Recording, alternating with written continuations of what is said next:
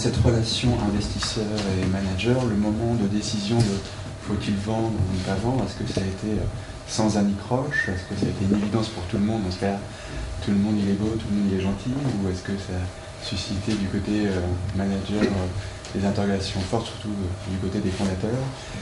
Et si oui, tout s'est bien passé, est-ce que vous avez des cas de figure où ça a été moins sympa? Et qui décide dans ces cas? Je ne peux pas dire que ça a été vraiment sympa. Comme moment, ça a été extrêmement tendu.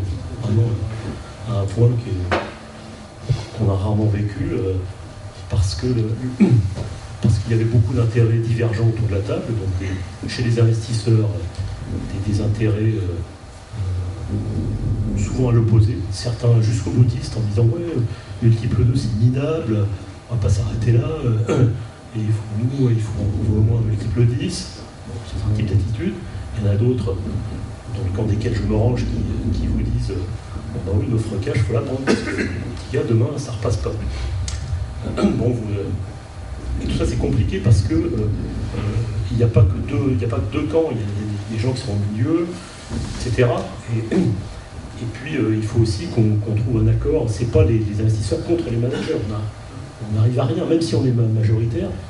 S'ils ne veulent pas vendre, vous allez vraiment avoir du mal. Donc on est obligé de se mettre d'accord. Et cet accord, il a été, ça a été un accouchement très pénible, en fait. Très très pénible, des revirements, des comportements au-delà des limites de l'éthique. Je vais en dire un peu plus. Bon, mais finalement, je pense que certaines raisons a prévalu, et je crois qu'in fine, c'est tant Daniel vis-à-vis des managers que moi-même, je pense, vis-à-vis des investisseurs, on a réussi à jouer ensemble un rôle d'apaisement qui a fait que cette solution a pu se dégager. Mais oui, c'est rarement, comment vous dire, une session, c'est un bon moment dans la vie de l'investisseur. Une session où on gagne de l'argent, finalement, ça ne marche pas à tous les coups, donc c'est toujours plaisant. Mais là, ça s'est fait un peu dans la douleur. Pour vous en dire un peu plus sur le côté management, je rappelle Frédéric, Yann et moi avons été sur le mode vendons. Yann était le gestionnaire, celui à background banque d'affaires, et finalement, je crois qu'on s'est très vite convaincu que ce marché présentait quand même des caractéristiques de volatilité, faisant que, comme Antoine le disait, la proposition passe, c'est maintenant qu'il faut la prendre. Frédéric, qui n'a pas le même background, était au début davantage sur le mode continuons à jouer. Bon.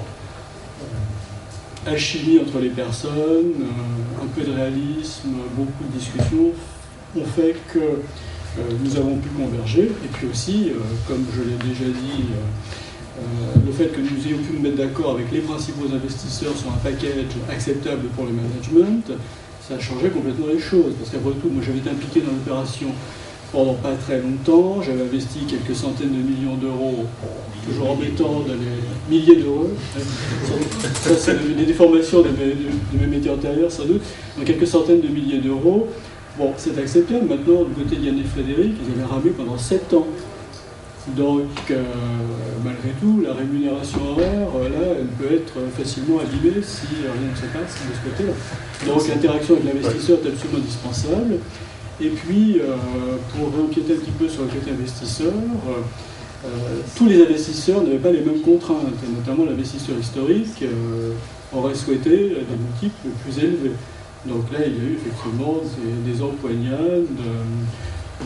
Peut-être encore un peu tôt pour raconter sur la place publique, mais quand nous écrirons nos mémoires, Antoine et moi, il y a des choses marrantes à raconter, ça c'est sûr.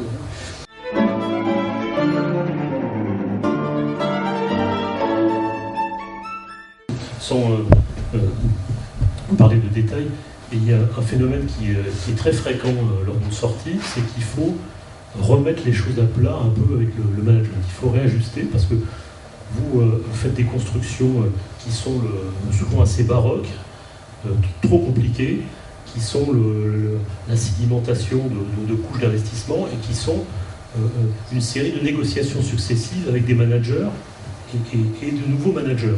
Donc tout ça, ça produit des documents juridiques qui sont souvent d'une complexité aberrante, à tel point que quand arrive la sortie, d'une part, c'est très difficile à lire. Par exemple, on se posait la question, l'acheteur paye tel prix, alors comment ce prix revient avec les systèmes d'action préférentielle, comment ça revient? Finalement, il n'y avait pas deux investisseurs qui étaient d'accord, les tableurs Excel, ça ne collait pas. Bon, et puis, donc ça c'est très complexe, et il faut redonner un peu d'oxygène au manager si on veut que ça passe.